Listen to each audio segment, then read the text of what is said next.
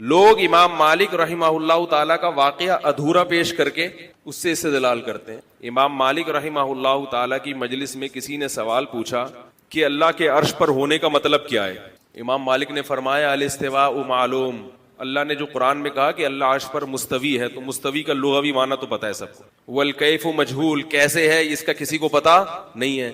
والسؤال عنہ بدعہ, لیکن اس قسم کے سوالات کا بدعتی ہونا بہرحال یقینی, کیونکہ صحابہ اس قسم کے سوالات نہیں پوچھتے تھے. یہ جو ہے نا کہ یہ جو تم نے یہ سوال کیوں اٹھایا مجلس میں, یہ تو تم امت میں فتنہ پھیلا رہے ہو ایسی باتیں کر کے, اور حکم دیا اس کو مجلس سے باہر نکال دو. سوال پیدا ہوتا ہے جب ایسا ہے تو میں اس مسئلے کو کیوں چھیڑ رہا ہوں, کیا خیال ہے بھائی؟ جب ان چیزوں میں نہیں پڑھنا چاہیے تو مولوی صاحب آپ کیوں پڑھے ہیں, آپ کیوں ممبر پہ بیان کر رہے ہیں؟ میں اس لیے بیان کر رہا ہوں کہ لوگ چھڑ چکے ہیں. ایک چیز جب چھڑ گئی نا تو اس میں اعتدال والی رائے بیان کرنا یہ اس لیے ضروری ہے تاکہ کسی بھی جانب لوگ غلو کا شکار نہ ہوں. میں بہت عرصہ خاموش رہا ہوں اس مسئلے پر, لیکن جب دیکھا ہے کہ ایک بہت غلو ہو رہا ہے ان دونوں طرف, اس لیے میں یہ بیان کرنے کے لیے کہ بھائی ان دونوں فریقوں کو اپنے حال پہ چھوڑ دو. تو اتنا بیان کرنا تو ضروری ہے نا, علماء کی ذمہ داری, کیونکہ دیکھ رہا ہوں دونوں طرف دو انتہاؤں کی طرف لوگ جا رہے ہیں. ایک مسئلے کو لوگوں نے دیوبندیت کا معیار بنا لیا, دوسرے مسئلے کو لوگوں نے غیر مقلدیت کا معیار بنا لیا, اور دو انتہاؤں پہ جا کے ایک دوسرے کے خلاف توپیں اور بم سے فائرنگ ہو رہی. چھوڑ دو. کوئی اگر غلوف کرتا بھی ہے تو بولو چھوڑو, بس کرنے دو, کیونکہ اس کی بحث کو اٹھاؤ گے تو مسئلہ کیا ہوگا, خراب. اللہ نے کہہ دیا اللہ عرش پر ہے, کیسے ہمیں نہیں پتا بھائی, کیا مکان لازم آ رہا ہے, بولے ہمیں نہیں پتا مکان کیا ہوتا ہے. مکان کیا ہوتا ہے بھائی اس سے تو معاذ اللہ اللہ کا جسم لازم ہو رہا ہے کہ یہ کیا ہوتا ہے, یہ کیا ہوتا ہے بھائی. بدھو بن جاؤ. بہت سی چیزوں سے جاہل رہنا یہ زیادہ بہتر ہے بنسبت ان چیزوں کا علم حاصل ہونے سے. کم علمی ہر مقام پر عیب نہیں ہے, بہت ساری چیزوں میں کم علمی یہ اللہ کی نعمت ہے. کوئی پوچھے اس کا کیا مطلب ہے کہ ہمیں نہیں پتا یار, کہ آپ اتنے بڑے مفتی ہو کہ آپ کو نہیں پتا, بولتے ہم تو جاہل ہیں. بھائی آپ کو کس نے کہا؟ ایسے موقع پتلی گلی سے نکل لو. میں پہلے ایسے ہی پتلی گلی سے نکلتا رہا ہوں. میں جب پنجاب میں جاتا تھا لوگ مجھ سے پوچھتے تھے حیاتی مماتی, میں کہتا تھا یہ کیا ہوتا ہے, واقعی مجھے نہیں پتا تھا کیا ہوتا ہے. کہہ رہا وہ کیا ہو, میں نے کہا پتہ نہیں کیا ہوتا ہے, کیونکہ ہم نے اپنے بزرگوں سے یہ مسائل کبھی سنے ہی نہیں تھے. اتنا زیادہ پنجاب میں فتنہ ہے, انتہاؤں تک پہنچے ہوئے ہیں, دو دو حصوں میں مسجدوں میں نمازی بٹ چکے ہیں. تو اگر کوئی آپ سے پوچھے بولے کیا کیا کیا کیا پوچھ رہا ہے بھائی تو, ٹھیک ہے, آپ صلی اللہ علیہ وسلم کی وفات ہو گئی ربیع الاول کے مہینے میں پیر کے دن, اس کے بعد آپ صلی اللہ علیہ وسلم قبر میں کس حالت میں ہیں, اللہ دنیا کے لحاظ سے تو آپ چلے گئے, یہ تو سب مانتے ہیں. وہاں اللہ نے اپنے نبی صلی اللہ علیہ وسلم کو کوئی مخصوص قسم کی حیات دی ہے, وہ بھی سب کا عقیدہ ہے, وہ حیات مخصوص کیونکہ شہداء کو جب دی ہے تو انبیاء کو یقیناً اس سے افضل ملی ہوگی جو برزخی حیات ہے. بس اس سے آگے کوئی کہتا ہے نہیں وہ یوں ہے تو یوں ہے, بولے بھائی آگے مجھے نہیں پتا یار, مجھے تو یہ بتا, اس سے پوچھو اس طرح کی بحث کریں, مجھے تو یہ بتا رشتہ نہیں مل رہا. کوئی کنوارا یہ پوچھے کہ یار رشتہ نہیں مل رہا, کوئی اچھا سا رشتہ بتا دے یار, چھوڑ یار اس کو, رشتہ نہیں مل رہا, کیا بتا دے اچھا سا, بے روزگار ہے تو کہ یار کہیں سے جاب دلا دے یار, کیا خیال ہے. تو ہر چیز میں نہ الجھو ورنہ گمراہی کی طرف نکل جاؤ. اور اگر کوئی عالم کر رہا ہے تو اس کو بھی چھوڑ دو اپنے حال پہ. بھئی حضرت جی ہوں گے دامت برکاتہم, بہت پہنچے ہوئے, ان کا یہی خیال ہوگا.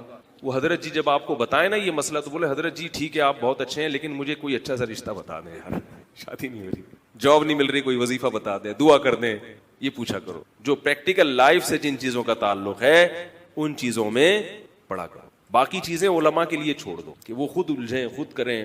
ہر چیز عوام کے جاننے کو. ولما ضرب ابن مریم مثلا, ولما ضرب ابن مریم مثلا اذا قومك منه يصدون. قرآن کے الفاظ ہیں, ہوا خوب اچھی طرح سمجھیں کہ میں کیا کہہ رہا ہوں. قرآن مجید میں جب یہ آیات نازل ہوئیں, انکم وما تعبدون من دون اللہ حصب جہنم. لوگ مجھے کہتے ہیں آپ بیان میں قرآن کا حوالہ کیوں نہیں دیتے, آیت نمبر کیوں نہیں بتاتے. میں پوری آیت پڑھ کے سنا دیتا ہوں, تو اب آیت نمبر کی کیا ضرورت ہے آپ لوگوں کو. او بھائی ایک آدمی حوالہ نمبر دے وہ زیادہ بہتر ہے کہ پوری آیت پڑھ کے سنا دے, یہ آیت کا ٹکڑا پڑھ کے سنا دے. کیا خیال ہے. تو آم کھانے سے مطلب ہونا چاہیے, پیڑ گننے سے مطلب نہیں ہونا چاہیے. تو آپ وہ آیت گوگل پہ لکھیں تو گوگل آپ کو نکال کے دے دے گا وہ آیت. تو قرآن کے الفاظ کیا ہیں, انکم وما تعبدون من دون اللہ حصب جہنم. اللہ نے مشرکین سے کہا کہ تم اور تم جن بتوں کی جن معبودوں کی عبادت کرتے ہو، غیر مسلموں سے اللہ نے کہا کہ تم خود بھی، توجہ ہے نا آپ لوگوں کی، بہت اہم بات عرض کر رہا ہوں آپ کے سامنے، اس کو اچھی طرح پوائنٹ یہ اپنے پلو میں باندھ لیں، اس کے بعد آپ کو ہر جگہ گستاخی نظر نہیں آئے گی، آپ کو لوگوں کو سے اچھا گمان رکھنا انشاءاللہ سیکھ جائیں گے، چاہے وہ کسی بھی مسلک کا ہو، اس میں مسلک کی بات نہیں ہے، کوئی بھی ہو۔ جب یہ اصول آپ کے ذہن میں رہے گا جو قرآن سے ثابت ہے، اور ویسے بھی کامن سینس کی بات بھی ہے، لیکن بعض لوگوں میں سینس ہوتی نہیں ہے، تو ان کو کیسے سمجھائیں؟ تو پھر ان کو قرآن کی جب آیت دے دی جائے نا، تو پھر یہ مضبوط دلیل بن جاتی ہے، بشرطے کہ وہ قرآن کو مانتا بھی ہو۔ یہاں تک سمجھ میں آ گئی؟ ٹی وی میں تو نہیں آ رہا میں ہے بھائی؟ آج پنکھوں کا بہت شور ہو رہا ہے جی، اچھا چلیں خیر۔ تو اللہ نے قرآن میں فرمایا کہ تم بھی اور جن معبودوں کی تم عبادت کرتے ہو، جن خداؤں کی تم عبادت کرتے ہو، وہ بھی تمہارے ساتھ جہنم میں جائیں گے، وہ جہنم کا ایندھن ہے۔ سمجھ گئے یہاں تک؟ یہ قرآن نے دعویٰ کیا۔ فوراً مشرکین نے اعتراض شروع کر دیا، آپ نے تو اے نبی، آپ نے تو اے محمد صلی اللہ علیہ وسلم، آپ نے تو جتنے خدا تھے سب کو جہنمی قرار دے دیا، کیونکہ کافر بعض ایسے خداؤں کو بھی، من گھڑت خداؤں کی بھی عبادت کرتے ہیں جو آپ کی رائے کے مطابق بھی کیا ہے؟ جنتی ہے، جہنمی نہیں ہے۔ جیسے کہ عیسائی حضرت عیسیٰ ابن مریم کی عبادت کرتے ہیں۔ یہاں تک آگئی سمجھ؟ عیسائی کس کی عبادت کرتے ہیں؟ ان کو بھی خدا کہتے ہیں نا، چاہے وہ صاف لفظوں میں نہ بھی کہیں تو عمل ایسا ہی ہے، جیسے گاڈ کا بیٹا کہتے ہیں، کبھی عین خدا کہہ دیتے ہیں، بس کبھی کہتے ہیں خدا تین ہے ایک ہے، بہرحال معبود مانتے ہیں، معبود مانتے ہیں۔ جبکہ قرآن کہہ رہا ہے تم بھی اور جن کی تم عبادت کرتے ہو وہ بھی کہاں جائیں گے؟ جہنم میں۔ جبکہ عیسیٰ علیہ السلام تو جہنم میں نہیں جائیں گے، یہ تو خود قرآن کہہ رہا ہے۔ تو قرآن نے اچھا انہوں نے پروپیگنڈا کرنا شروع کر دیا، آیت پکڑ لی اور کیا کرنا شروع کر دیا؟ پروپیگنڈا۔ قرآن میں جو اس کا جواب نازل ہوا، وَلَمَّا ضُرِبَ ابْنُ مَرْيَمَ مَثَلًا، اللہ فرماتے جب ابن مریم کو بطور مثال کے بیان کیا گیا، اِذَا قَوْمُكَ مِنْهُ يَصِدُّونَ، قوم کیا کرنے لگی؟ جھگڑنے لگی۔ اور فرمایا کہ مَا ضَرَبُوهُ لَكَ إِلَّا جَدَلًا، یہ لوگ جو عیسیٰ کی مثال دے رہے ہیں اور اعتراض کھڑا کر رہے ہیں، ان کا مقصد کوئی علمی اشکال نہیں ہے سوائے بحث مباحثے کی، پروپیگنڈا کرنے کی اور فتنہ پھیلانے کی، ان کی کوئی نیت نہیں ہے۔ کیا مطلب؟ یہاں یہ مثال منطبق نہیں بیٹھتی، کیوں؟ ان ہوا عبد الا انعمناہ، ان ہوا الا عبد انعمناہ علیہ، اس لیے کہ عیسیٰ ابن مریم اللہ کے وہ بندے ہیں جن پر اللہ کا انعام ہوا ہے، اور یہ بات یقینی معلوم ہے کہ جو انعام یافتہ لوگ ہوتے ہیں وہ جہنم میں نہیں جاتے، وہ تو خود بخود خارج ہیں، ان کا جنتی ہونا اتنا یقینی ہے کہ ان کو الگ سے مستثنی کرنے کی اور اس مثال سے خارج کرنے کی ضرورت تھی ہی نہیں۔ کیا مطلب؟ کہ جب اللہ نے یہ کہا کہ تم بھی اور تمہارے معبود بھی جہنم میں جاؤ گے، تو اس معبود سے وہ معبود خود بخود خارج ہیں جن کا جنتی ہونا یقینی ہے، ان کو الگ سے بیان کر کے خارج کرنے کی ضرورت، بولتے کیوں نہیں یار؟ نہیں ہے، یہ تو کامن سینس کی بات ہے کہ وہ خود بخود اس میں داخل نہیں ہے، اس میں وہ معبود ہے، وہ خود ساختہ معبود جن کا جنتی ہونا یقینی نہیں ہے۔ لیکن انہوں نے کیا کیا؟ قرآن کے ظاہری الفاظ کو پکڑا، مشرکین نے ظاہری الفاظ کو پکڑ کے فٹ کرنا شروع کر دیا اور پروپیگنڈا کرنا شروع کر دیا۔ اللہ نے پھر حضرت عیسیٰ کے فضائل بیان کیے، فرمایا وہ تو سیدھے راستے پر ہے، وہ تو علامات قیامات میں سے، قیامت کی علامات میں سے، قیامت کی علامت میں بھی سے بھی حضرت عیسیٰ کی حیات اور ان کا قرب قیامت میں نزول ثابت ہوتا ہے۔ وَإِنَّهُ لَعِلْمٌ لِلسَّاعَةِ، فرمایا وہ قیامت کا ایک بہت بڑا علم ہے۔ اللہ نے کسی نبی کو قیامت کا علم نہیں قرار دیا، حضرت عیسیٰ کو قرار دیا۔ اس سے بھی صاف پتہ چلتا ہے کہ عیسیٰ ابن مریم نے قرب قیامت میں نازل ہونا ہے، نازل ہوں گے تو لوگوں کو یقین آ جائے گا کہ قیامت کیا ہو رہی ہے، قریب آ گئی ہے۔ تو میں یہ کر رہا تھا کہ کسی کے الفاظ کے ظاہر کو پکڑ لینا اور اس سے فتنہ کھڑا کر دینا، یہ کن لوگوں کا کام ہے؟ فتنہ پرستوں کا کام ہے۔ پھر وہ علماء سے کہتے ہیں اس کی وضاحت کرو، پھر وہ وضاحت کریں گے تو اس وضاحت کی بیان میں سے کچھ پکڑ لیں گے، پھر اس وضاحت کی وضاحت، پھر اس وضاحت کی وضاحت، تو عجیب سا ملغوبہ بن جائے گا۔ تو خود بخود ہی یہ کام کیوں نہیں کر لیتے کہ جو شخص بیٹھا ہے لوگوں کے سامنے دین کی بات کر رہا ہے اس کے بارے میں اچھا گمان رکھ لو کہ وہ غیر مسلم نہیں ہے، وہ گستاخ رسول نہیں ہے، وہ کیوں گستاخی کرے گا، وہ قرآن کا منکر نہیں ہے۔ جب وہ کوئی بات کرے جس کے دو مطلب نکلتے ہوں تو خود بخود اس کو اچھے مطلب پر محمول کرنا ہماری بولتے کیوں نہیں ذمہ داری۔ بات آ گئی سمجھ میں؟ نہیں ہے میرا خیال۔ تو اب جو یہ یوٹیوب پہ آتا ہے نا کہ فلاں نے یہ بیان دیا، تو اس طرح یہ تحریروں میں بھی ہے، تحریروں میں بھی اگر کوئی ایسا پہلو نکل رہا ہے گستاخی کا لیکن اس کا ایک اچھا پہلو بھی نکل رہا ہے تو شریعت کیا کہتی ہے، اس کو گستاخی پر محمول کرنے کے بجائے صحیح معامل تلاش کیا جائے، اچھا معامل تلاش کیا جائے گا، اس کا اچھے یعنی لفظوں میں یاد کیا جائے گا اس کو۔ اس کی مثال ایسے ہے، دیکھو کوئی شخص یہ بیان کرے، میرے پاس تو زیادہ تر لوگ مولانا قاری جمیل صاحب کی کلپ بھیجتے ہیں، انہوں نے یوں کہا، کیونکہ مشہور وہ ہیں زیادہ، ان کی تقریریں زیادہ مشہور ہیں، انہوں نے بیان میں یہ کہا کہ اللہ نے جنازہ پڑھایا نبی صلی اللہ علیہ وسلم کا، تو یہ تو گستاخی ہو گئی۔ میں نے کہا اس میں گستاخی کیا ہو گئی بھائی؟ ہاں یہ الگ بات ہے کہ یہ حدیث سند کے لحاظ سے بہت کمزور ہے، اتنی کمزور روایت ہے، یہ تاریخی واقعہ، کوئی روایت بھی ایسی نہیں ہے، تو میں اس واقعے کو درست نہیں مانتا۔ یہ جو اللہ کا نے جنازہ پڑھایا اس میں اختلاف رائے ہو سکتا ہے، ایک عالم کی یہ رائے ہو سکتی ہے کہ کوئی بھی تاریخی روایت ہے تو اس سے کوئی فقہی مسئلہ اگر ثابت نہیں ہو رہا تو اس کو بیان کرنے میں کوئی حرج نہیں ہے، اس سے کوئی حلال و حرام کا مسئلہ ثابت نہیں ہوا۔ دوسرے مولوی صاحب کی یہ رائے ہو سکتی ہے کہ نہیں بھائی اس قسم کی چیزوں میں روایت ذرا ٹھیک ہے، بہت زیادہ صحیح روایت نہ ہو لیکن بہت کمزور بھی نہ ہو، تو یہ اختلاف رائے ہو سکتا ہے۔ لیکن اس میں گستاخی کا پہلو نکالنا یہ زیادتی ہے بھائی۔ گستاخی تو جب ہوتی جب کوئی کہتا معاذ اللہ نقل کفر، اللہ کا جنازہ معاذ اللہ پڑھا گیا، نقل کفر، کفر نباشت، معاذ اللہ، اس میں گستاخی کہاں سے نکل آئی؟ اس طرح کی چیزیں تو حدیث میں بھی ہیں۔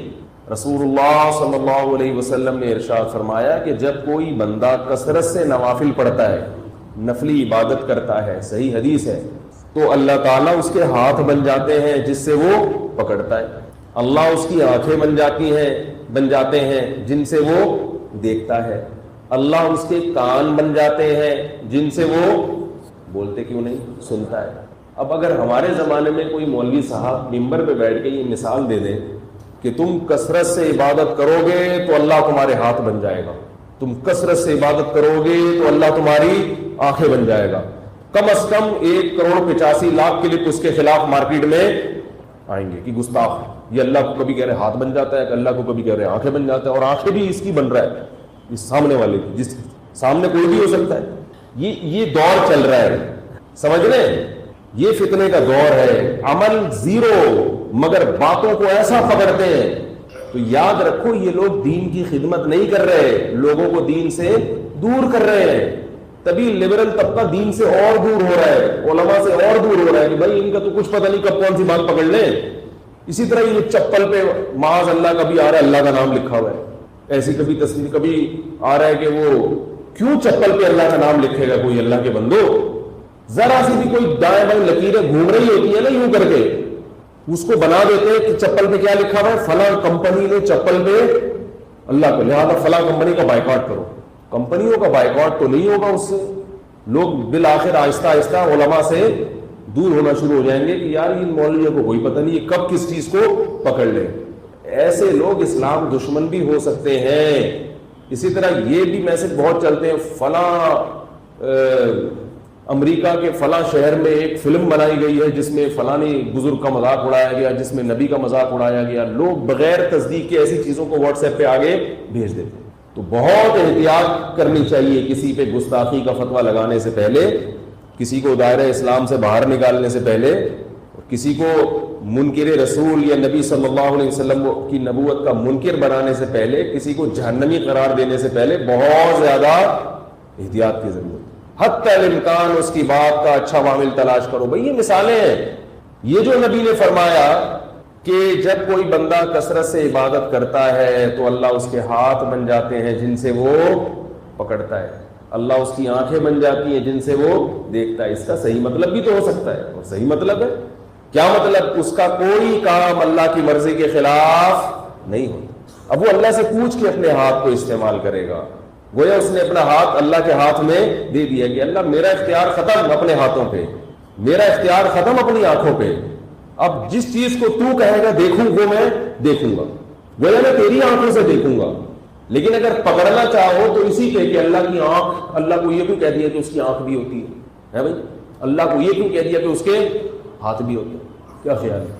وہ مشہور واقعہ ہے نا, تاریخی کتابوں میں ایک واقعہ لکھا ہے, کوئی اس کی مستند نہیں ہے, پہلے بتا دوں, لیکن ایک واقعہ ہے, صحیح بھی ہو سکتا ہے اور غلط بھی, مگر اس واقعے سے جو مضمون ثابت ہو رہا ہے وہ مضمون صحیح ہے.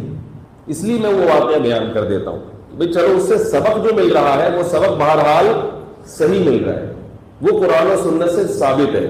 تو ایک واقعہ لکھا ہے کتابوں میں کہ حضرت موسیٰ علیہ السلام نے ایک شخص کو دیکھا. وہ شخص کہہ رہا ہے کہ اے اللہ اگر تو میرے سامنے ہوتا, اللہ سے محبت کا اظہار کر رہا ہے ان لفظوں میں, اے اللہ اگر تو میرے سامنے ہوتا تو میں تیرے بالوں میں کنگھی کرتا. بیچارہ سیدھا سادہ تھا, شکر ہے ہمارے زمانے میں نہیں تھا, ورنہ فوراً تھا ہو جاتا ہوں. اگر ہوتا بھی تو اب تک تھا ہو چکا ہوتا, تھوڑی دیر کے لیے ہوتا, اس کے بعد ہم یہ کہہ رہے تھے کہ وہ تھا, اب نہیں. کسی نے اس کو مار دیا ہوتا اور قوم کا ہیرو بن کے اپنے آپ کو شمار کیا ہوتا کہ میں نبی کا سچا عاشق, کوئی بھی ڈیلیٹ کر دیتا اس کو. میں یہ نہیں کہہ رہا گستاخوں کے خلاف آپ کیس نہ کریں, لیکن گستاخی واضح لفظوں میں ہو. کسی کی بات کو بیٹھ کے بال کی کھال اتار کے اس کو ادھر ادھر لے جانا, اس کو گستاخی پر معمول کرنا, یہ قرآن کی مخالفت ہے. قرآن میں آتا ہے کہ یا ایھا الذین آمنوا اجتنبوا کثیرا من الظن, اے ایمان والو بدگمانی سے بچو, بدگمانی سے بچو, اچھا معامل تلاش کرو, اچھے رخ پر لے کر جاؤ اس کو. یہ یا رسول اللہ مدد پر ایک بات کرنی ہے, میرے کلپ اس کو بھی لوگوں نے کاٹ چھاٹ کے نا وہ غلط اس پہ لے کے گئے, یا رسول اللہ والی کلپ, وہ اس پہ بھی بات کروں گا میں. تو وہ کہنے لگا کہ اے اللہ اگر تو میرے سامنے ہوتا تو میں تیرے بال بناتا. اس بیچارے کو نہیں پتا, جتنی اس کی عقل تھی اسی حساب سے وہ محبت کا اظہار کرتا. میں کھانا کھلاتا اس کو, میں اللہ تجھے کھانا کھلاتا, تیری ساری ضرورتیں پوری کرتا. تو کہتے ہیں حضرت موسیٰ علیہ السلام کو غصہ آیا, جلالی تھے, ٹھیک ٹھاک طریقے سے ڈانٹ لگا دی اس کو.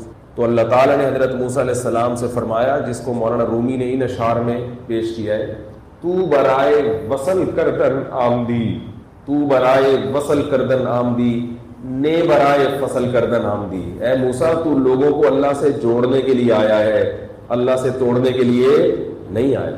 اس کی بیچارے کی مینٹل اپروچ اتنی ہے, اس کی سمجھ میں دیکھو, ہمیں جو قرآن و حدیث نے اللہ کی جو ذات کے لحاظ سے جو باتیں کی ہیں نا, ایک تو اللہ کے وہ اوصاف ہیں, اللہ طاقتور ہے, اللہ علم والا ہے, اللہ قدرت والا ہے, یہ تو سب کی سمجھ میں آتی ہے. لیکن ہمارے ذہن سے قریب کرنے کے لیے, ہمیں اللہ کی ذات سمجھانے کے لیے قرآن میں اللہ کے لیے کچھ ایسے الفاظ استعمال ہوئے جو متشابہات میں سے ہیں, جن کی پوری کیفیات ہم نہیں سمجھتے. تو ہمیں یعنی ایک چیز ہماری فہم کے قریب کرنے کے لیے, جیسے حدیث میں آتا ہے قیامت کے دن اللہ روٹی پکائیں گے, اتنی بڑی روٹی ہوگی رحمان کے ہاتھوں سے پکے گی. صحابہ ان چیزوں کی گہرائی میں نہیں جاتے تھے کہ یا رسول اللہ اللہ کے ہاتھ کیسے ہیں, روٹی کیسے پکائے گا. ایک بات سمجھا دی, ہمیں بتا دیا بھائی اللہ اپنے بندوں سے محبت کا اس طریقے سے اظہار کرے گا. قرآن میں آدم علیہ السلام کے بارے میں اللہ نے فرمایا کہ اے فرشتوں, اے جن, تو نے اس کو سجدہ کیوں نہیں کیا, لما خلقت بیدیا, جس آدم کو میں نے اپنے دونوں ہاتھوں سے بنایا ہے, اپنے دونوں ہاتھوں سے بنایا ہے. جب آپ دونوں ہاتھوں سے کوئی چیز بناتے ہیں, دیکھو جو چیزیں کمپنی سے بن کے آتی ہیں وہ الگ چیز ہوتی ہے, اور ایک آپ کی اپنے ہاتھ کی بنائی ہوئی. آپ اگر کوئی کارپیٹ بنائیں, اپنے ہاتھ سے سلائی کڑھائی کریں, کوئی سویٹر بنائیں اپنے ہاتھ سے, خواتین ہوتی ہیں نا سویٹر بناتی ہیں اپنے ہاتھ سے, بیٹے کو دے دیا, بیٹا یہ میرا ہاتھ کا بنا ہوا ہے, یہ میرے ابا کی جو فیکٹری تھی نا, جو کمپنی, اس میں نہیں بنایا میں نے, یہ ٹیلر سے نہیں بنوایا ہے. تو وہ ہاتھ کی بنی ہوئی چیز ٹیڑھی ویڑھی کیوں نہیں ہو, اس کی انسان قدر کرتا ہے کہ فلاں نے یہ اپنے ہاتھوں سے بنایا ہے. تو اللہ نے آدم علیہ السلام کی ویلیو کو بیان کرنے کے لیے, سب چیزیں اللہ نہیں بنائی ہیں, لیکن آدم علیہ السلام کے بارے میں اللہ نے جن سے کیا کہا؟ شیطان سے کہ ایسی ذات کو تو نے سجدہ کیوں نہیں کیا جس کو میں نے اپنے، اور ہاتھوں بھی نہیں فرمایا، جس کو میں نے اپنے دونوں ہاتھوں سے بنایا ہے۔ اب فتنہ پرست آدمی کیا کرے گا؟ اللہ کے دونوں ہاتھ، اب اس کا مطلب تلاش کرو، اس پہ شروحات لکھو، اس پہ یوٹیوب پہ کلپ بناؤ، اور عقل مند کیا کہے گا؟ بھائی اللہ ہی مراد جانتا ہے، جو مقصد ہے وہ تو سمجھ میں آ رہا ہے نا۔ مقصد کیا ہے؟ بھائی اللہ آدم علیہ السلام کی ویلیو بیان کر رہے ہیں، مجھے اس سے الگ سے محبت ہے، بہت محبت سے بنایا ہے اسے، اس سے زیادہ وہ آگے اس مسئلے میں بولو بھائی نہیں جائے گا۔ اسی طرح بادشاہ لوگ جو ہیں جب بھی حکومت کی بات ڈور سنبھالتے ہیں تو کہا جاتا ہے کہ بادشاہ نے تخت سنبھال لیا۔ بادشاہ نے کیا کر لیا؟ تخت سنبھال لیا۔ عرش کہتے ہیں عربی میں بادشاہ کے تخت کو، عرش پر مستوی ہو گیا، حکومت کی لگام اپنے ہاتھ میں لے لی ہے، اور بادشاہ کی کرسی بھی ہوتی ہے بڑی عالی شان۔ تو اللہ نے ہمیں سمجھانے کے لیے ہماری زبان میں ہی بات چیت کی ہے، ہمیں سمجھانے کے لیے، جیسے اللہ نے ہمیں سمجھانے کے لیے کہا کہ میں نے آدم کو اپنے دونوں ہاتھوں سے بنایا۔ اللہ نے ہمیں سمجھانے کے لیے کہا کہ اللہ تعالیٰ اس پوری کائنات پر محیط ہے، عرش پر ہے، اور عرش پر اس کی کرسی ہے، اور وہاں پر اللہ جلوہ افروز ہے۔ اب آگے اس کی باریکیوں میں جانا، جیسے کہ آج کل یوٹیوب پہ دو دھڑے چل رہے ہیں، دونوں انتہا کو پہنچے ہوئے ہیں۔ ایک کہہ رہا ہے کہ اللہ کو کوئی عرش پر مان لے اس سے مکان لازم آتا ہے، تو یوں کہہ دیا گویا اللہ کسی جہت کے ساتھ خاص ہے، تو وہ بھی گمراہ۔ دوسرا کہہ رہا ہے کہ نہیں، جو کہتا ہے کہ اللہ ہر جگہ موجود ہے وہ تو قرآن کی اس آیت کی نفی کر رہا ہے کہ اللہ عرش پر ہے، وہ بھی گمراہ۔ حقیقت یہ ہے کہ یہ دونوں گمراہ ہیں۔ اللہ کے بندے جتنا بتا دیا اس میں زیادہ گہرائی میں مت جاؤ، یہ چیزیں متشابہات میں سے ہیں۔ میں نے پچھلے ہفتے حدیث پیش کی تھی کہ ایک باندی نبی کے پاس آئی، آپ صلی اللہ علیہ وسلم نے پوچھا این اللہ، اللہ کہاں ہے؟ اس نے کہا فی السماء، آسمان میں ہے۔ آپ نے فرمایا اس کو آزاد کر دو، یہ مومن ہے۔ نہ اس باندی نے بتایا کہ یا رسول اللہ آسمان میں ہونے کا مطلب، میں نے بول تو دیا آسمان میں ہے، یا رسول اللہ آسمان میں ہونے کا مطلب تو یہ کہ اللہ کسی خاص رخ پر ہے۔ اب کیسی فضول بحثیں چل رہی ہیں۔ ایک صاحب نے بھیجا کہ اللہ اگر عرش پر ہے تو عرش اللہ سے، وہ ایک ٹی وی میں پروگرام آتا ہے، اس میں دیکھا کہ چند مولاناؤں کو بٹھا کے مرغوں کی طرح لڑایا ہوا ہے آپس میں، اور یہ مسئلہ جو ہے نا عرش والا، اس پہ لڑ رہے ہیں۔ ایک کہہ رہا ہے کہ اللہ اگر عرش پر ہے تو پھر عرش تو اللہ سے معاذ اللہ، یعنی اللہ سے چھوٹا ہے، کیا خیال ہے؟ تو اللہ کی ذات تو عرش سے بڑی ہے، تو اللہ کیسے عرش پہ آ گیا؟ دوسرا جواب میں کہہ رہا ہے کہ نہیں، کہ وہ جو ہے ہر جگہ کیسے آ گیا؟ کس قدر خطرناک بحثیں ہیں جو اللہ کی ذات کے بارے میں میڈیا پہ لائی جا رہی ہیں، اور وہاں مولانا لوگ آپس میں کیا کر رہے ہیں؟ لڑ۔ تو آپ صلی اللہ علیہ وسلم نے باندی سے پوچھا اللہ کہاں ہے؟ اس نے کہا آسمان میں۔ نہ آپ نے اس کو ڈیٹیل بتائی کہ آسمان میں ہونے سے جہت لازم آ رہی ہے کہ نہیں آ رہی ہے، مکان لازم آ رہا ہے، عرش چھوٹا ہے، اللہ بڑے ہیں، تو کیسے آ گئے اس عرش پر؟ پھر کرسی گول کرسی ہے یا کیا ہے؟ نہ آپ نے تفصیل بتائی، نہ باندی نے تفصیل بتائی۔ بس مبہم، اس سے زیادہ ہمیں اس کی گہرائی میں جانے کی ضرورت، بولو بھائی، نہیں ہے۔ اس سے زیادہ گہرائی میں جانے کی ضرورت نہیں ہے۔ لوگ امام مالک رحمہ اللہ تعالیٰ کا واقعہ ادھورا پیش کر کے اس سے استدلال کرتے ہیں۔ امام مالک رحمہ اللہ تعالیٰ کی مجلس میں کسی نے سوال پوچھا کہ اللہ کے عرش پر ہونے کا مطلب کیا ہے؟ امام مالک نے فرمایا الاستواء معلوم، اللہ نے جو قرآن میں کہا کہ اللہ عرش پر مستوی ہے، تو مستوی کا لغوی معنی تو پتہ ہے سب کو، والکیف مجہول، کیسے ہے اس کا کسی کو پتہ نہیں ہے، والسؤال عنہ بدعہ، لیکن اس قسم کے سوالات کا بدعتی ہونا بہرحال یقینی، کیونکہ صحابہ اس قسم کے سوالات نہیں پوچھتے تھے۔ یہ جو ہے نا کہ یہ جو تم نے یہ سوال کیوں اٹھایا مجلس میں، یہ تو تم امت میں فتنہ پھیلا رہے ہو ایسی باتیں کر کے، اور حکم دیا اس کو مجلس سے باہر نکال دو۔ سوال پیدا ہوتا ہے جب ایسا ہے تو میں اس مسئلے کو کیوں چھیڑ رہا ہوں؟ کیا خیال ہے؟ جب ان چیزوں میں نہیں پڑھنا چاہیے تو مولوی صاحب آپ کیوں پڑھیں، آپ کیوں ممبر پہ بیان کر رہے ہیں؟ میں اس لیے بیان کر رہا ہوں کہ لوگ چھڑ چکے ہیں۔ ایک چیز جب چھڑ گئی نا تو اس میں اعتدال والی رائے بیان کرنا یہ اس لیے ضروری ہے تاکہ کسی بھی جانب لوگ غلو کا شکار نہ ہو۔ میں بہت عرصہ خاموش رہا ہوں اس مسئلے پر، لیکن جب دیکھا ہے کہ بہت غلو ہو رہا ہے ان دونوں طرف، اس لیے میں یہ بیان کرنے کے لیے کہ بھائی ان دونوں فریقوں کو اپنے حال پہ چھوڑ دو۔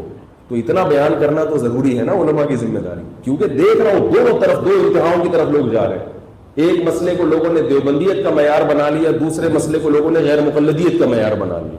دو انتہاؤں پہ جا کے ایک دوسرے کے خلاف توپے اور بم سے فائرنگ ہو رہی. چھوڑ دو, کوئی اگر غلط کرتا بھی ہے تو بولو چھوڑو, بس کرنے دو, کیونکہ اس کی بحث کو اٹھاؤ گے تو مسئلہ کیا ہوگا, خراب. اللہ نے کہہ دیا اللہ عرش پر ہے, چھوڑ. کیسے, ہمیں نہیں پتا بھائی کیسے. مکان لازم آ رہا ہے, بولے ہمیں نہیں پتا مکان کیا ہوتا ہے. مکان کیا ہوتا ہے بھائی اس سے تو معاذ اللہ کا جسم لازم ہو رہا ہے کہ یہ کیا ہوتا ہے, یہ کیا ہوتا ہے. بدھو بن جاؤ. بہت سی چیزوں سے جاہل رہنا یہ زیادہ بہتر ہے بنسبت ان چیزوں کا علم حاصل ہونے سے. کم علمی ہر مقام پر عیب نہیں ہے, بہت ساری چیزوں میں کم علمی یہ اللہ کی نعمت ہے. کوئی پوچھے اس کا کیا مطلب ہے, کہ ہمیں نہیں پتا یار, کہ آپ اتنے بڑے مفتی ہو کہ آپ کو نہیں پتا, بولتے ہم تو جاہل ہیں بھائی. آپ کو کس نے کہا؟ ایسے موقع پتلی گلی سے نکل لو. میں پہلے ایسے ہی پتلی گلی سے نکلتا رہا. میں جب پنجاب میں جاتا تھا لوگ مجھ سے پوچھتے تھے حیاتی مماتی, میں کہتا تھا یہ کیا ہوتا ہے, واقعی مجھے نہیں پتا تھا کیا ہوتا ہے. کہ وہ کیا ہوتا, میں نے کہا پتہ نہیں کیا ہوتا ہے, کیونکہ ہم نے اپنے بزرگوں سے یہ مسائل کبھی سنے ہی نہیں تھے. اتنا زیادہ پنجاب میں فتنہ ہے, انتہاؤں تک پہنچے ہوئے ہیں, دو دو حصوں میں مسجدوں میں نمازی بٹ چکے ہیں. تو اگر کوئی آپ سے پوچھے بولے کیا کیا کیا کیا پوچھ رہا ہے بھائی تو, ٹھیک ہے. آپ صلی اللہ علیہ وسلم کی وفات ہو گئی ربیع الاول کے مہینے میں پیر کے دن. اس کے بعد آپ صلی اللہ علیہ وسلم قبر میں کس حالت میں ہیں, اللہ دنیا کے لحاظ سے تو آپ چلے گئے, یہ تو سب مانتے ہیں. وہاں اللہ نے اپنے نبی صلی اللہ علیہ وسلم کو کوئی مخصوص قسم کی حیات دی ہے, وہ بھی سب کا عقیدہ ہے. وہ حیات مخصوص کیونکہ شہداء کو جب دی ہے تو انبیاء کو یقیناً اس سے افضل ملی ہوگی, جو برزخی حیات ہے. بس اس سے آگے کوئی کہتا ہے نہیں وہ یوں ہے تو یوں ہے, بولے بھائی آگے مجھے نہیں پتا ہے, مجھے تو یہ بتا. اس سے پوچھو اس طرح کی بحث ہے, مجھے تو یہ بتا رشتہ نہیں مل رہا. کوئی کنوارا یہ پوچھ کے کہ یار رشتہ نہیں مل رہا, کوئی اچھا سا رشتہ بتا دے یار, چھوڑ یار اس کو, رشتہ نہیں مل رہا, کیا بتا دے اچھا سا. بے روزگار ہے, ان کا یار کہیں سے جاب دلا دے, کیا خیال ہے. تو ہر چیز میں نہ الجھو ورنہ گمراہی کی طرف نکل جاؤ. اور اگر کوئی عالم کر رہا ہے اس کو بھی چھوڑ دو اپنے حال. بھائی حضرت جی ہوں گے دامت برکاتہم, بہت پہنچے ہوئے ہیں, ان کا یہی خیال ہوگا. وہ حضرت جی جب آپ کو بتائے نا یہ مسئلہ تو بولے حضرت جی ٹھیک ہے آپ بہت اچھے ہیں لیکن مجھے کوئی اچھا سا رشتہ بتا دیں, شادی نہیں مل رہی, جاب نہیں مل رہی, کوئی وظیفہ بتا دیں, دعا کر دیں. یہ پوچھا کرو. جو پریکٹیکل لائف سے جن چیزوں کا تعلق ہے ان چیزوں میں پڑھا. باقی چیزیں علماء کے لیے چھوڑ دو کہ وہ خود الجھیں, خود کریں. ہر چیز عوام کے جاننے کی نہیں ہوتی اور ہر چیز میں عوام کو پڑھنا مناسب بھی نہیں. سمجھ رہے ہو بات.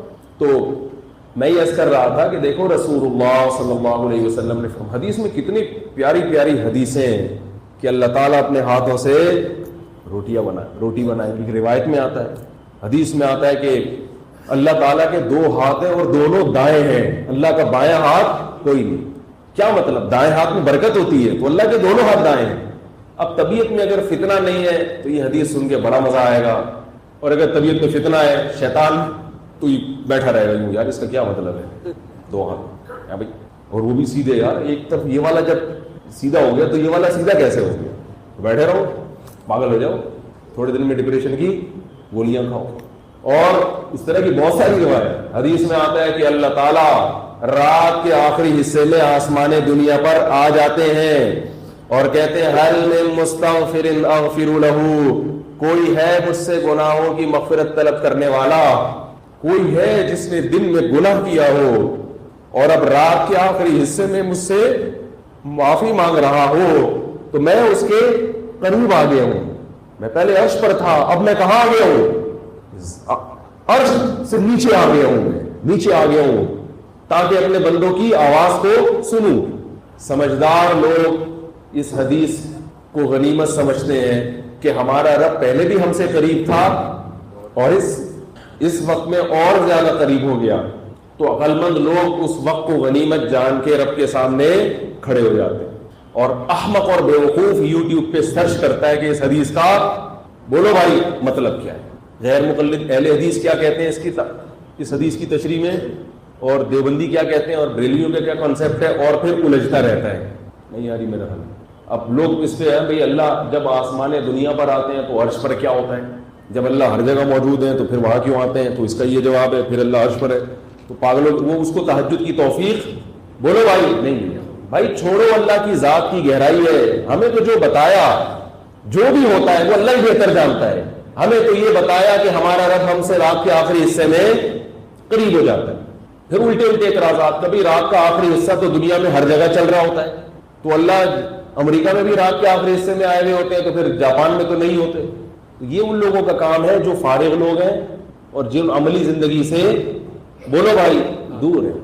ہمیں بتا دیا گیا اللہ کی ذات ہے، اس کی گہرائیوں کو ہم نہیں جانتے. ہاں کوئی غفار بھائی کے بارے میں کہتا کہ وہ رات کے آخری حصے میں امریکہ میں بھی ہوں گے اور جاپان میں بھی ہوں گے، تو یقیناً آپ یوٹیوب پہ سرچ کرتے غفار بھائی کا کہ بھئی یہ انسان ہے جن کیا ہے. یہ وسیم بھائی ہیں، کوئی آپ سے کہے کہ میں نے وسیم بھائی کو اتنے بج کے اتنے منٹ پر امریکہ میں بھی دیکھا ہے اور اتنے بج کے اتنے منٹ پر میں نے ان کو جاپان میں بھی دیکھا ہے، تو آپ وسیم بھائی کا بھی لیبارٹری ٹیسٹ کروائیں اور جس نے دیکھا ہے اس کا بھی لیبارٹری ٹیسٹ کروائیں. کیا خیال ہے کہ یہ دونوں جنات ہیں یا انسان ہیں؟ تو انسانوں کے بارے میں تو ہم اشکالات کریں گے، اللہ کی ذات عقل سے بالا کرے. تو اس لیے میں آپ سے یہ عرض کر رہا ہوں کہ ان چیزوں کی گہرائی میں بولو بھائی مت جاؤ. جیسے بتا دیا بس ظاہر پر ایمان لاؤ، کیفیات اللہ پہ چھوڑ. تو اب دیکھنا فتوے آئیں گے، ابھی دیکھنا واٹس ایپ پہ میرے خلاف فتوے آئیں گے، وہ فلاں ادارے سے فتویٰ لکھا جو یہ نہیں مانتا وہ اہل سنت سے خارج ہے. تو وہ فتویٰ آپ مجھے بھیجنے کی چندہ ضرورت نہیں ہے، مجھے پتہ ہے فتوے بھی آ رہے ہیں مارکیٹ میں، اور جو فتویٰ دے رہے ہیں میں ان کو بھی غلط نہیں کہتا. یہ سیاسی بیان نہیں ہے میرا، میں کہتا ہوں ان کی سمجھ میں یہ آ رہا ہو تو بھائی یہ کر لیں. کیا خیال ہے؟ ہر آدمی کو کی مینٹل اپروچ بھی ایک جیسی نہیں ہوتی، ہر آدمی کی معلومات بھی ایک جیسی نہیں ہوتی. اور یاد رکھو کہ جب بھی کسی بیان پر کوئی اعتراض کیا کرے، یہ لوگ یہ کہتے ہیں کہ یہ محمد صلی اللہ علیہ وسلم نے گڑھ لی ہے. نہ بل هو الحق من ربک، بلکہ یہ تو حق ہے آپ کے رب کی طرف سے ہے. اور کیوں بھائی اس میں حکمت کیا ہے؟ اللہ کو کیا پڑی ہے کہ آسمان سے اپنا کلام کو نازل کر رہا ہے؟ کیا ضرورت ہے اللہ کو کہ محمد صلی اللہ علیہ وسلم کو منتخب کیا؟ فرمایا یہ اس لیے ہم نے یہ کام کیا لتنذر قوما، کہ آپ ایک ایسی قوم کو ڈرا دیں، ما آتاہم من نذیر، جن کے پاس کوئی اب تک ڈرانے والا من قبل کا آپ سے پہلے آیا نہیں. یعنی جو مکہ کے اس وقت لوگ تھے ان میں تو کوئی ڈرانے والا نہیں آیا تھا. جو پیغمبر گزرے تھے تو بہت قدیم تھے، اور مکہ میں تو حضرت ابراہیم اور اسماعیل علیہ السلام کے بعد کوئی پیغمبر بھی نہیں آئے. تو کیونکہ ان پر طویل زمانہ گزر چکا ہے، گمراہی کی طرف جائے چلے جا رہے ہیں، شرک، بدعتیں، قتل و غارت، جھوٹ، یہ ساری چیزیں ان کی سوسائٹی میں عام ہوتی چلی جا رہی ہیں، جس سے یہ سمجھ رہے ہیں کہ کوئی پوچھنے والا نہیں ہے. تو اب اللہ کی رحمت نے تقاضا کیا کہ کوئی ان کو آ کے ڈرائے کہ جو کچھ تم کر رہے ہو اس کا تمہیں آخرت میں بھگتنا پڑے گا. تو یہ بہت بڑی حکمت تھی جس کی وجہ سے ہم نے آپ پر کلام کو نازل کیا.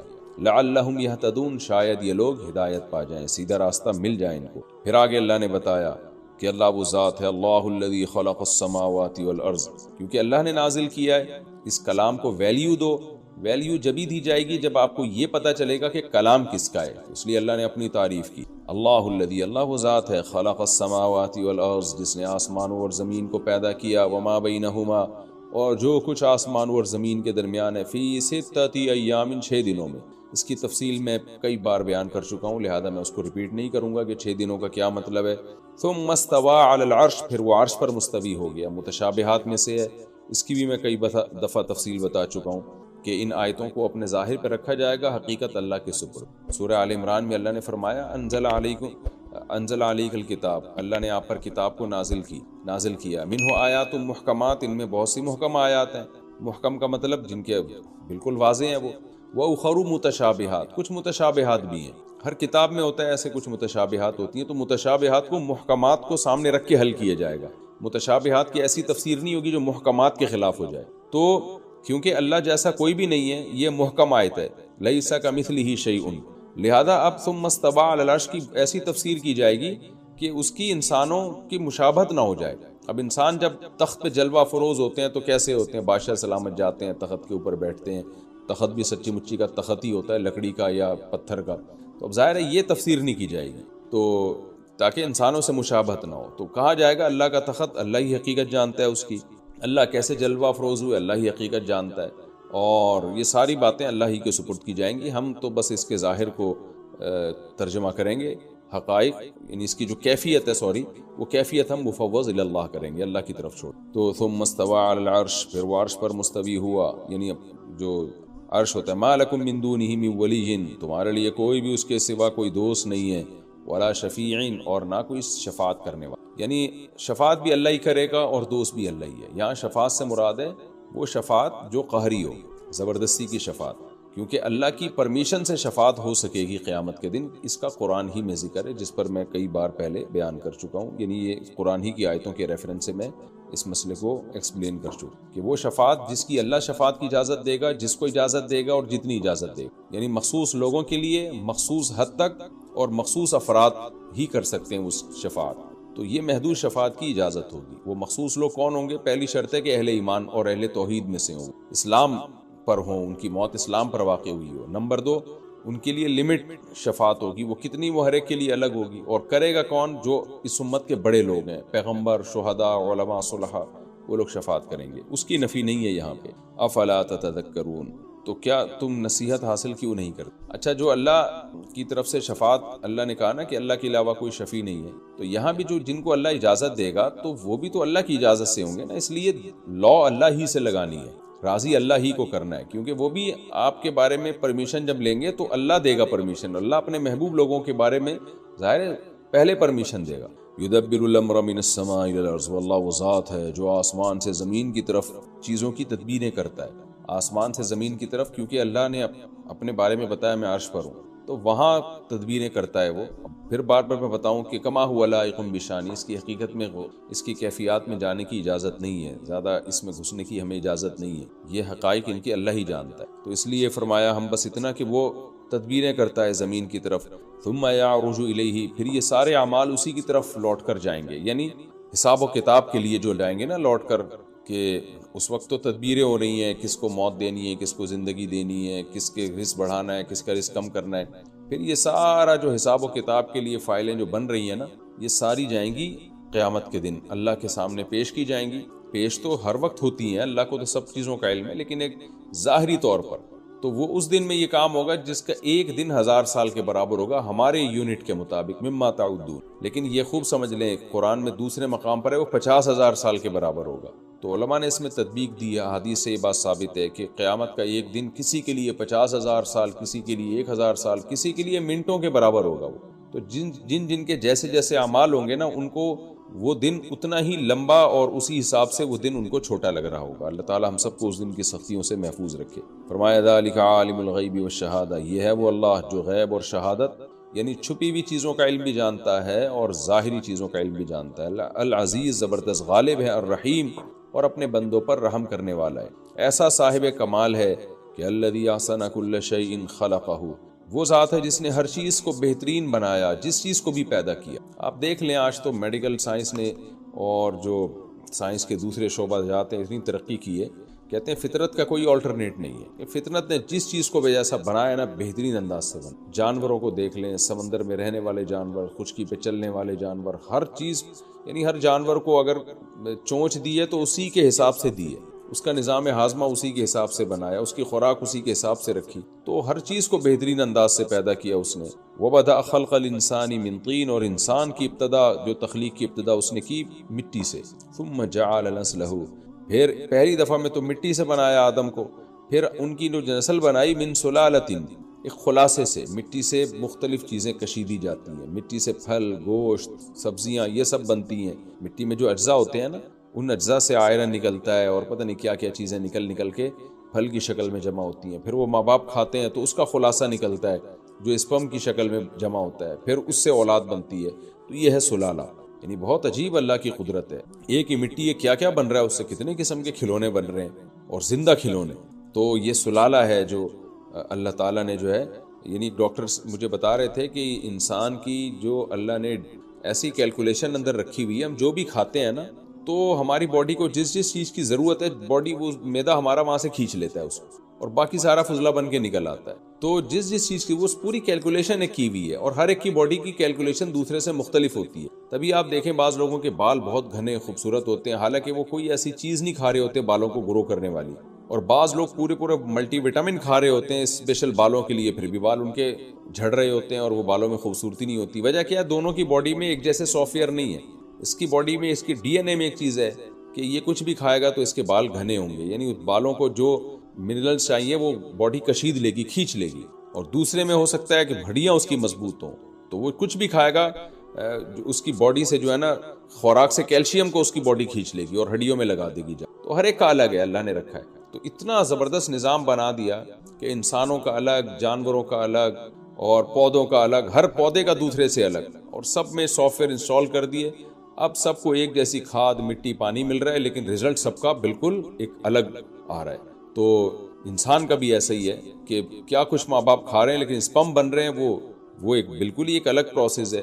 ساری خوراکوں سے جو اسپم کو جن چیزوں کو چاہیے، اسپم میں جو منرلز ہونے چاہیے، وہ سارے جو ہے وہ خوراک سے آ کے اس میں جمع ہو جاتے ہیں. اور کیسے اللہ تعالیٰ اپنی قدرت سے بچے کو تیار کرتے ہیں ماں کے پیٹ میں. فرمایا ثم سواہ، پھر اللہ نے اس کو برابر اس پانی سے، گھٹیا پانی سے، یعنی گھٹیا کا مطلب جس کو عرف میں برا سمجھا جاتا ہے، گھٹیا سمجھا جاتا ہے، گھن آتی ہے انسان کو اس سے. ماء مہین کا یہ مطلب ہے. ثم سواہ، پھر اس سے انسان کی کو تسویہ کیا. یہ پہلے بھی میں بتا چکا ہوں کہ مہین جو ہے نا، کیونکہ گھٹیا پانی کو کہتے ہیں، تو امام حنیفہ رحمہ اللہ کی رائے میں اسی آیت کی وجہ سے منی جو ہے ناپاک چیزوں میں شمار ہوتا ہے اس کا، کیونکہ قرآن کے ظاہر گھٹیا میں کامل درجے کی گھٹیا جب ہی ہوگی جب وہ اس کو ناپاک قرار دیے. اور وہ جو کہتے ہیں حدیث میں آتا ہے کہ حضرت کنت افرق المنی من ثوب رسول اللہ، حضرت عائشہ فرماتی میں نبی کے کپڑوں سے منی کو کھرچا کرتی تھی. تو امام حنیفہ کے نزدیک یہ کھرچنا اس کی علامت ہے کہ یہ ناپاک ہے. ہاں چونکہ خشک ہو جاتی ہے تو خشک چیز جو ہے وہ دھونا ضروری نہیں ہے، کھرچنے سے بھی پاک ہو جاتی ہے. جبکہ دیگر ائمہ کے نزدیک یہ منی کے پاک ہونے کی دلیل ہے. امام شافعی اور امام احمد کے نزدیک وہ کہتے ہیں منی اگر ناپاک ہوتی تو حضرت عائشہ کھرچتی نہیں بلکہ اس کو باقاعدہ دھوتی. تو چونکہ امام حنیفہ کا مذہب یہ ہے کہ وہ قرآن کے ظاہر کو بہرحال ترجیح دیتے ہیں، تو انہوں نے حدیث کا وہ مفہوم بیان کیا کہ قرآن سے وہ میچ کرنے لگے. کیونکہ گھٹیا میں ظاہر یہی ہے کہ گھٹیا میں کامل درجے کی گھٹیا وہی چیزیں ہوتی ہے جو ناپاک بھی ہوتی ہے. اس کی میں اس فقہی مسئلے کو میں اس سے پہلے بھی ڈیٹیل کے ساتھ بیان کر چکا ہوں. ثم سواہ، پھر ہم نے اس انسان کو برابر کیا. ونفخ فیہ من روحہ، اور اس میں اپنی روح پھونک دی. کتنی عجیب بات ہے، بچہ زندہ ہو جاتا ہے. یہ زندہ کیسے ہوتا ہے بھائی؟ تو بے جان لوتھڑا تھا، اچانک اس میں جان کیسے پڑ گئی؟ وجعل لکم السمع والابصار، اور ایسے ہی بے ڈھنگی سے جان نہیں پڑی بلکہ اس کے کان بنا دیے ماں کے پیٹ